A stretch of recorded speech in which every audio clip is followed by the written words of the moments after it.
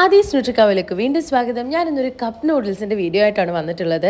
എപ്പോഴും ഹെൽത്തി ഈറ്റിങ്ങിനെ കുറിച്ച് സംസാരിക്കുന്ന ഞാൻ എന്തിനാണ് കപ്പ് നൂഡിൽസ് ഇട്ടതെന്നല്ലേ? നമ്മൾ എല്ലാത്തരം ഫുഡും എക്സ്പ്ലോർ ചെയ്യണം അല്ലേ? സോ ഞാനിവിടെ ഖത്തറിൽ വന്നതിന് ശേഷം ആദ്യമായിട്ടാണ് ഫിലിപ്പിനോസിനെ കാണുന്നത്. എനിക്ക് അവരെ കണ്ടപാടെ ഫീൽ ചെയ്ത കാര്യം അവർ ഭയങ്കരമായിട്ട് സ്നേഹിക്കുന്ന ആൾക്കാരാണ്. അതേപോലെ തന്നെ നമ്മളെ കെയർ ചെയ്യാനും അതേപോലെ വൃത്തിയുടെ കാര്യത്തിൽ ഇവർ ഭയങ്കര സൂപ്പറാണ്. സോ ഞാൻ എൻ്റെ ഒരു സ്റ്റാഫിന്റെ അടുത്ത് എന്താണ് ഈ ഫിലിപ്പിനോസിൽ നമുക്ക് ട്രൈ ചെയ്യാൻ പറ്റുന്ന ഫുഡ് ഐറ്റം എന്ന് ചോദിച്ചപ്പോൾ അവർ എനിക്ക് സജസ്റ്റ് ചെയ്തൊരു ഫുഡാണ് ബുലേലോ. ഈദിന്റെ ഹോളിഡേയ്സിന് ഏതെങ്കിലും ഒരു ഫിലിപ്പിനോ റെസ്റ്റോറൻറ്റിൽ പോയിട്ട് ബുലേലോ കഴിക്കണം എന്നാണ് ഞാൻ പ്ലാൻ ചെയ്തത്.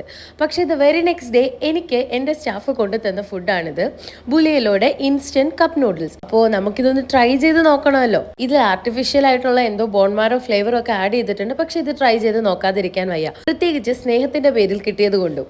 സോ ഇത് ഓപ്പൺ ചെയ്യുമ്പോൾ തന്നെ രണ്ട് തരത്തിലുള്ള കുഞ്ഞു പാക്കറ്റുകളും അതേപോലെ തന്നെ നമ്മുടെ നൂഡിൽസും കാണാനായിട്ട് പറ്റും. അതിൽ ഈ കാണുന്ന പാക്കറ്റിൽ അതിന്റെ മസാലപ്പൊടിയും, ആ ഫസ്റ്റ് കണ്ട പാക്കറ്റിൽ നമ്മുടെ കുരുമുളക് പോലത്തെ എന്തൊക്കെയോ സാധനങ്ങളാണുള്ളത്. ആദ്യം ഞാൻ ആ കുരുമുളക് പോലെയുള്ളത് പൊട്ടിച്ച് നൂഡിൽസിലേക്ക് ഇട്ടിട്ടുണ്ട്. അതിനുശേഷം ഈ ഒരു പൊടിയും കൂടെ പൗഡറും കൂടെ ആഡ് ചെയ്ത് കൊടുക്കുകയാണ്. ചൂടുവെള്ളം ഒഴിക്കുന്നു, അടച്ചു വെക്കുന്നു.